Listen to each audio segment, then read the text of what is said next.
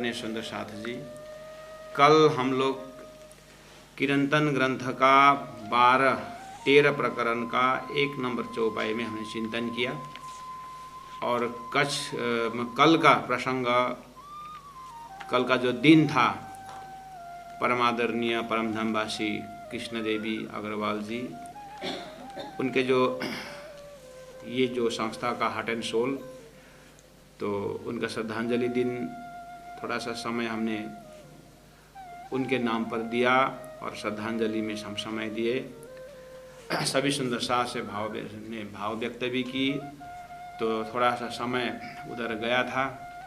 तो आज हम उसी प्रसंगों का आगे बढ़ाते हैं कि आज साँच कहना सो तो काहू न रुचे। प्राणनाथ जी महाप्रभु कोई सत्य को उजागर करने जा रहे हैं। पहले उन्होंने कह दिया कि मैं जो चीज़ कहने जा रहा हूँ वो झूठे संसार में झूठे को झूठे ही पति आए, झूठा ही अच्छा लगता है। सत्य जो चीज़ है सबको विष की तरह होता है। औषधि और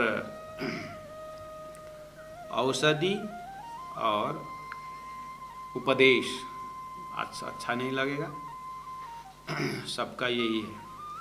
इसलिए प्राण ने पहले कह दिया कि कोई ज़रूरत भी नहीं है कि सबको अच्छा लगने का, कोई ज़रूरत भी नहीं है। और किसी को पसंद नहीं है सत्य करके मैं चुपचाप बैठ भी नहीं चाहता हूँ। इसलिए तो भी कछु का प्रकाश हो सकता, फिर भी मैं सत्य को प्रकाश करके ही छोड़ूंगा। और मेरा सत्य का ग्राहक कौन होंगे? सत्य के साथी को सत्य के बाना चुबसे। क्योंकि प्राणनाथ जी को विश्वास है कि मैंने उदाहरण भी दिया था, सुंदर सा समझाया था कि जो जादू वाला का कबूतर, और जादू वाला आने से पहले एक कबूतर हॉल में आपने अपने आँखों से देखा था।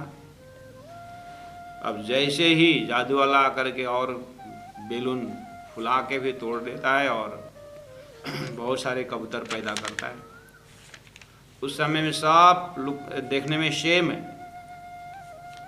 और लेकिन उस कबूतरों के जो भीड़ है उसमें से आपका नज़र, आपके विवेक में कोई बताने की ज़रूरत नहीं पड़ती।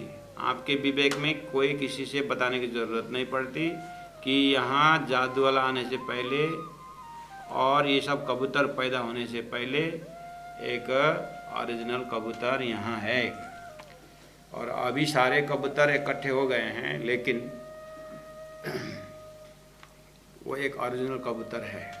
लेकिन चोंच भी सेम है, पंख भी सेम है, सब उड़ रहा है, सभी आवाज़ें निकाल रही है, जैसा का तैसा एक्टिंग कर रहे हैं, फिर भी ये झूठे है और एक सच्चा है। आपके विवेक में क्लियर पिक्चर है, कोई शंका नहीं।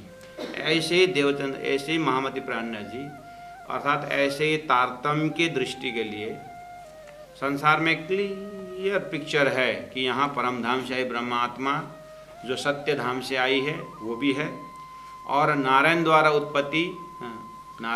उत्पत्ति हुए ये सच्चा के बदले ये झूठे भी हैं। नारायण द्वारा उत्पत्ति स्वप्निक चेतना भी है, और परमधाम से ब्रह्मात्मा वास्तविक चेतना है, वो भी है।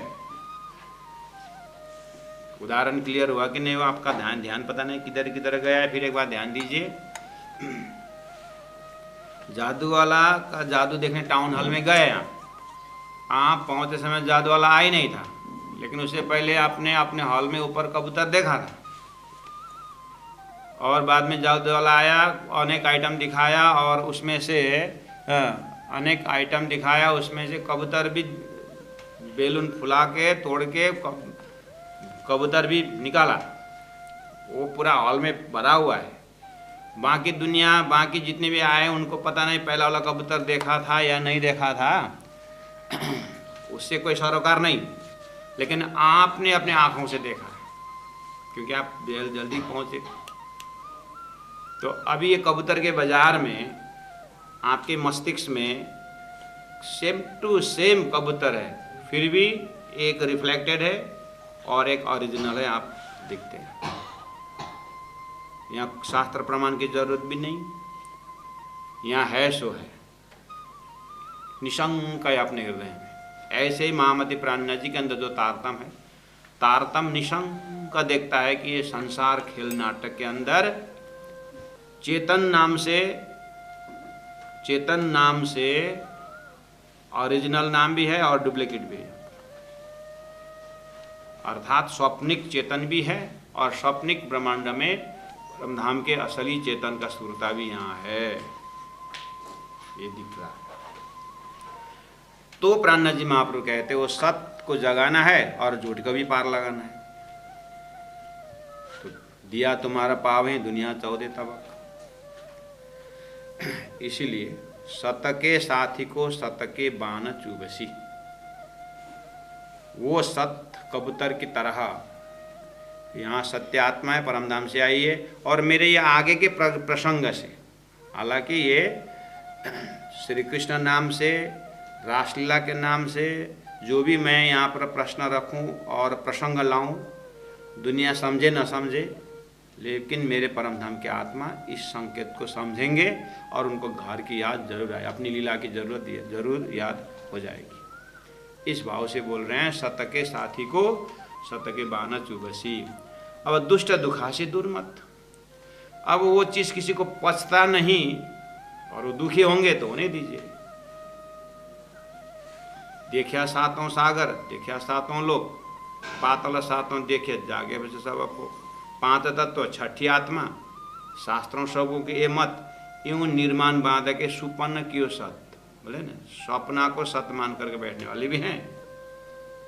अब उनको तो दुख लगे सी लगे।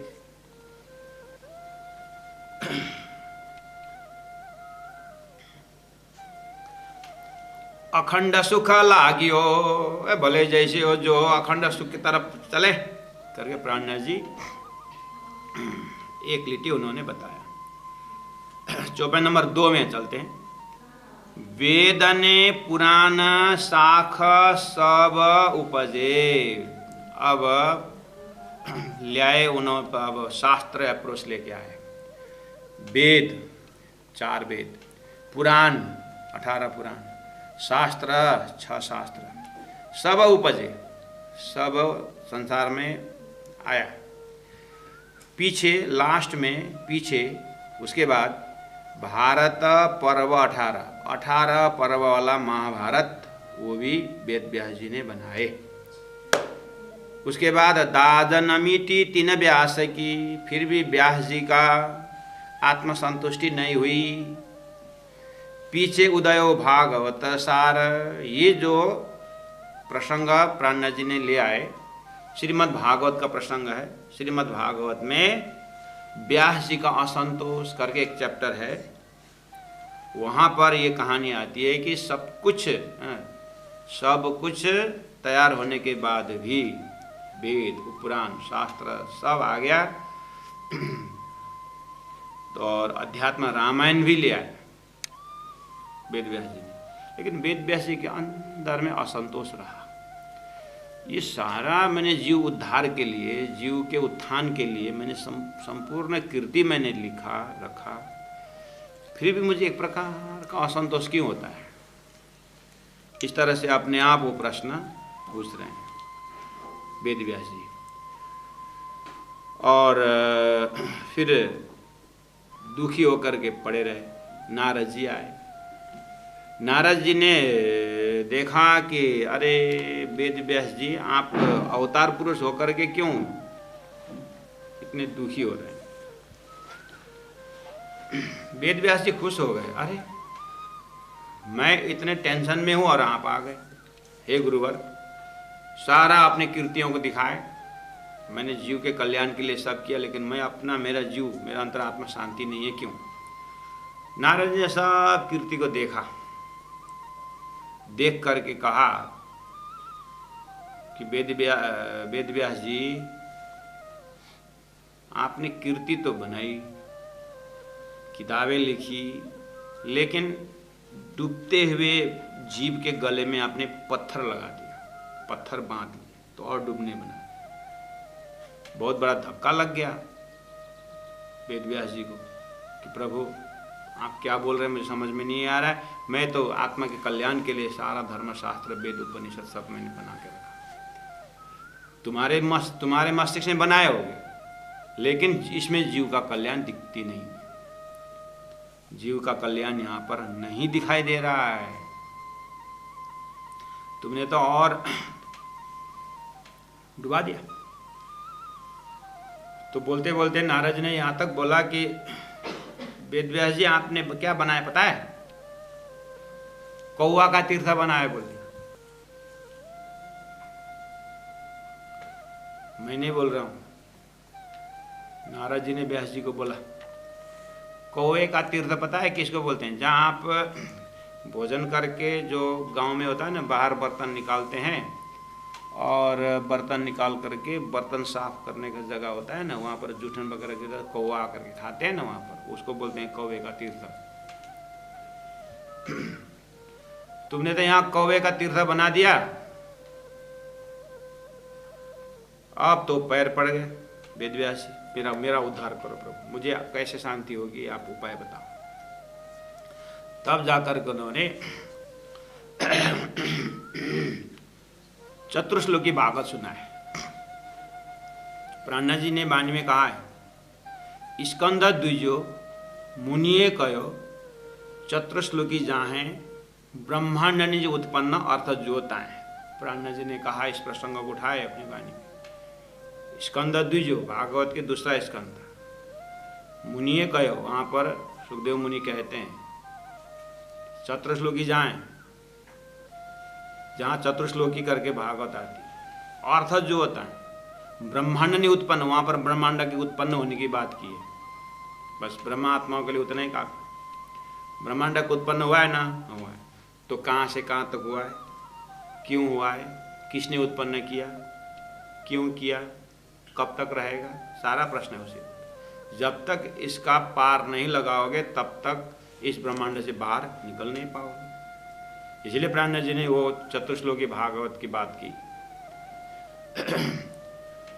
तो वहां पर चतुर्श्लोकी भागवत जैसे वेदव्यास जी को सुनाए एक मंत्र की तरह, वेदव्यास जी ने भी बहुत मंत्र की तरह उसके ऊपर ध्यान किए, फिर तपस्या की, तब जा करके संपूर्ण शास्त्रों का फल की तरह 17वां पुराण तो पहले हो चुके थे, ये 18वां पुराण जो है श्रीमद् भागवत फिर आया। इसलिए प्राणनाथ जी ने यहाँ पर उसको पकड़ाने की कोशिश कर रहे हैं। इस तरह से वेद ने पुराण शास्त्र सब उपजे। पीछे भारत पर्व 18 पर्व वाला श्रीमद् भागवत भी बनाए, फिर भी दाज न मिटी तीन व्यास की। हिंदुओं के आद्य गुरु वेदव्यास जी व्यास पूर्णिमा मनाते हैं, सारे विश्व के गुरु। इतना करने के बाद भी वेद व्यास जी को संतोष नहीं हुआ, यानी आत्म कल्याण का रास्ता नहीं दिखाई दी। इसलिए तो नारद ने फटकारा और अभी तक कार्य को कौवा के तीर्थ बना दिया। 17 पुराण के अंदर तो आता है गरुड़ पुराण। लोग अभी आत्मा किसी का शरीर से आत्मा निकल गई तो उस समय में गरुड़ पुराण लगाते हैं ना, गरुड़ पुराण लगा करके आत्मा का कल्याण के प्रार्थना करते हैं। गरुड़ पुराण लगा करके आत्मा का कल्याण, देवी भागवत लगा करके आत्मा का कल्याण, ऐसी आज भी है। करते हैं, शहर में तो पता नहीं, गांव में तो करते हैं। गरुड़ पुराण लगा, ध्यान से नहीं सुन रहे हैं आप लोग, कहाँ आगे पीछे कहाँ देख रहे हैं। ये बहुत जटिल प्रसंग है। आत्मा कल्याण के लिए जाने वाला तो गतात्मा हो गया, रहने वालों की बुद्धि देखिए। आत्मा कल्याण के लिए, जो गतात्मा के लिए गरुड़ पुराण लगा रहा है। और गरुड़ पुराण 7 दिन 8 दिन किए, पंडित जी को सब विधा विधि की, अब संतोष, आत्मा कल्याण हो गया। श्री गरुड़ पुराण बनाने स्वयं बनाने वाले वेद व्यास जी आद्य गुरु, वे असंतोष है। और वही असंतोष गुरुजी ने बनाए हुए शास्त्र को पढ़ा करके आत्मा की गति मुक्ति हो गई, ऐसा विश्वास रखने वाले की बुद्धि को क्या कहें? थोड़ा विचार करिए तो। देवी भागवत लगा करके आत्मा के कल्याण बोलते हैं। होगा जिसका नरक में था होगा, उसको थोड़ा स्वर्ग तक पहुंचाना ठीक है, लेकिन वो लगाने वालों को ध्यान क्या बोलते, नरक में थे स्वर्ग ले जाइए करके प्रार्थना की है? नहीं, एकदम पूरे मतलब गति मुक्ति हो जाए करके ऐसा प्रार्थना किया। हम अपने पिताजी का व्यवहार देख करके तो नरक से आए थे, थोड़ा स्वर्ग तक जाए करके कोई नहीं बोलता। अपने पिताजी को कौन नरक से लेके आता है?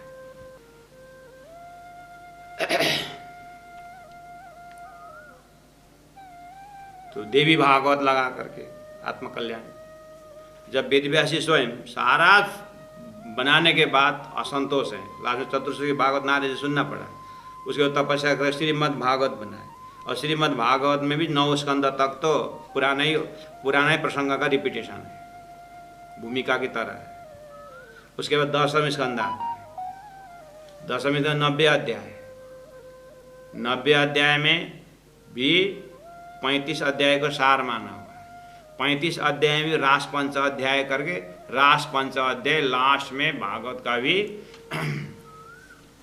सार माना, रस माना हुआ है। वहां तक पहुंचने के लिए कितना हडल्स पार करके वहां रस में पहुंचते। आम का पेड़ लगाए और जैसे ही पेड़ आया ले रस निकालने करके थोड़ी होता है, 10 साल वेट करना पड़ता है। अब फूलने लगा तो पीसने से थोड़ी हो रस निकलेगा, फल लगना पड़ेगा, उसको भी फिर पकना पड़ेगा।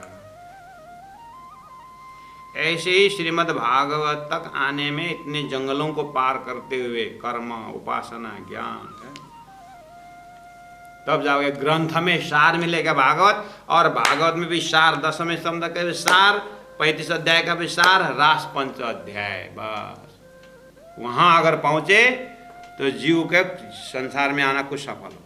पहुंच पाते हैं? सब कर्मकांड के जंगल में ही होते हैं। देखिए तो तारतम्य वाणी क्या बोल रही है। ये तो तारतम्य वाणी भी नहीं, तारतम्य वाणी तो दिखा रहे हैं। तारतम्य वाणी का भी, तारतम्य वाणी का असली तो दिव्य परम धाम का वर्णन है।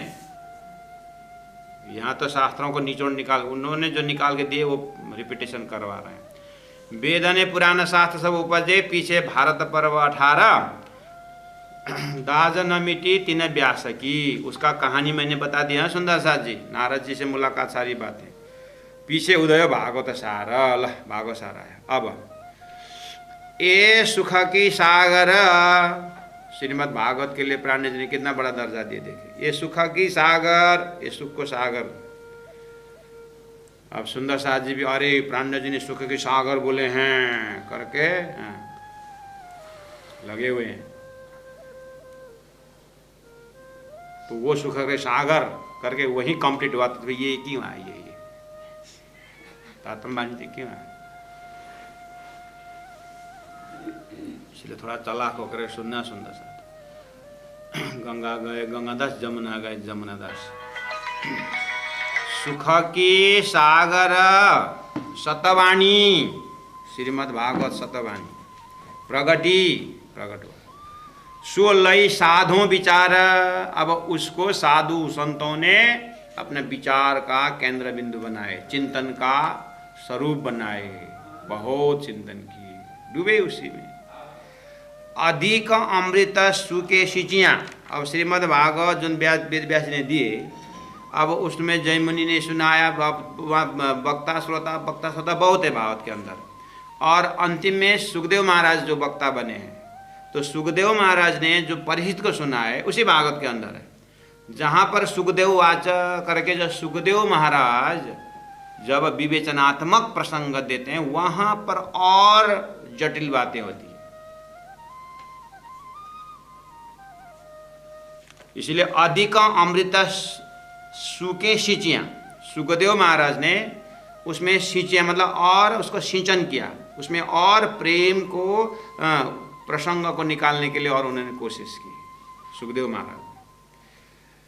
तीना देखाए दरवाजा पार, सुखदेव महाराज के विवेचन में थोड़ा सा पार निकलने का दरवाजा दिखाई दिया। अच्छा, क्या है पार जाने का दरवाजा, आगे बताएंगे। भले या युग में आचार्य प्रगटे, चौपाई नंबर 4 में। अब इतना बोलने के बाद भले या युग में, इस कलयुग में आचार्य प्रकटे, बहुत आचार्य हो गए, रामानुजाचार्य, निम्बार्काचार्य, विष्णु श्यामाचार्य, बहुत सारे आचार्य, शंकराचार्य। भले या युग में आचार्य प्रकटे, जिना चरची सुख जी की बान, जिन आचार्यों ने अपने जीवन में चर्चा की सुखदेव के बान, यानी सुखदेव के वचन को उन्होंने और मंथन करके आचार्य शिव कहलाए, आचार्य पद में आए, उसी में से अपने अपने संप्रदाय को जन्म दिया। ऐसे तो सुखदेव महाराज का जो विवेचन को साधु संत ने एक जीवन का धारा बनाया, जीवन का लक्ष्य बनाया और संप्रदायों का उत्पत्ति की। ठीक है। भले या युग में आचार्य जी प्रगटे, बहुत सारे आचार्य हुए, जिन्होंने चर्ची सुख जी की बान, जिन्होंने सुखदेव महाराज के उस ग्रंथ को, उस चिंतन को चर्चा करके और अपने अपने भाषा में उन्होंने प्रस्तुत की संतों ने। अब उसके बाद संत मानी तो बहुत हो गए। दक्षिण भारत में भागवती है, 100 श्लोक का नारायणियम करके एक कैप्सूल फॉर्म में आता, 18 श्लोक है भागवत, उसमें नारायणियम में 100 श्लोक में संपूर्ण भागवत रखते। वो साउथ इंडिया में तो वो मंत्र की तरह पाठ करते हैं।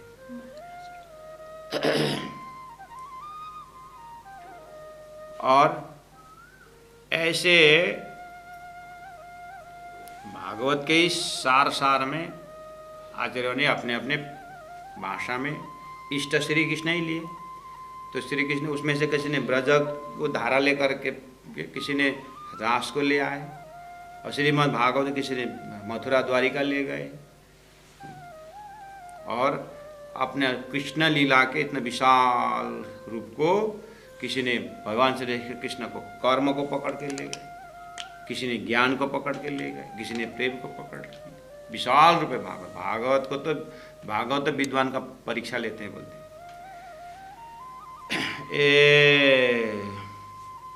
भले या युग में आचार्य प्रगटे, तीन चरची सुख जी की बाना, धन धन टीका श्री वल्लभ।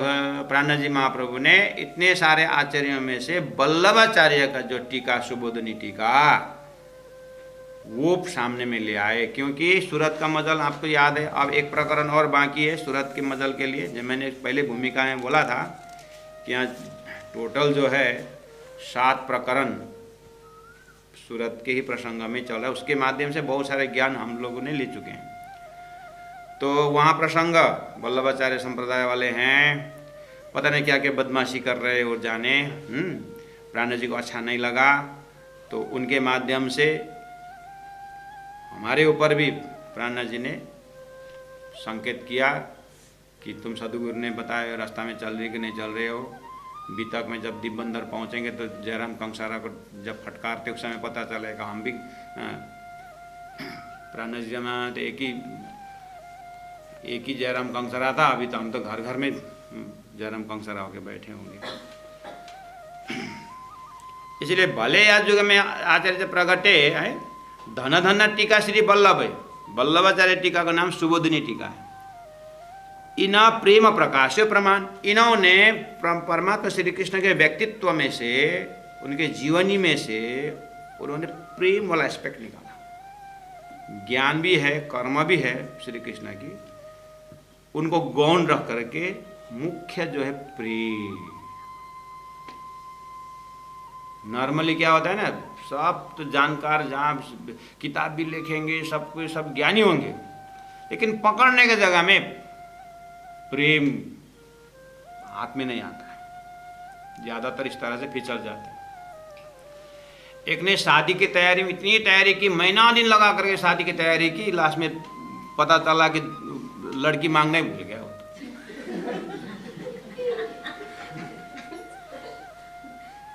ऐसे ही हो जाएगा। किताब लिखे, उधर लिखे, क्या क्या लिखे, सब दुनिया को पागल कर दिया और स्वयं तो परमात्मा के प्रेम में से वंचित रह गया। हाथ में तो कुछ भी नहीं। ऐसे ही हुआ है मैक्सिमम, हमको ही जैसे ऐसे हुआ।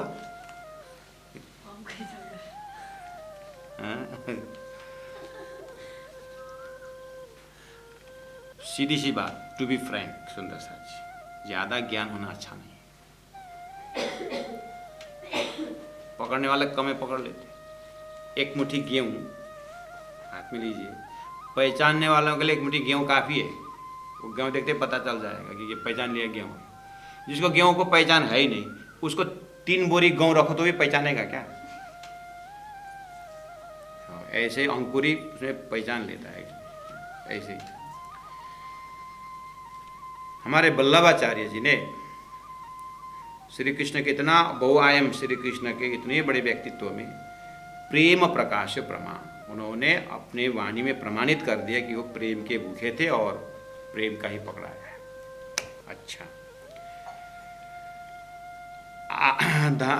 आए मिलो रे वैष्णव पारखी। अपराह्न जी बोल रहे हैं, आप वैष्णव जन पूर्व पश्चिम उत्तर दक्षिण अतल बितल जहाँ से भी हो आप आइए।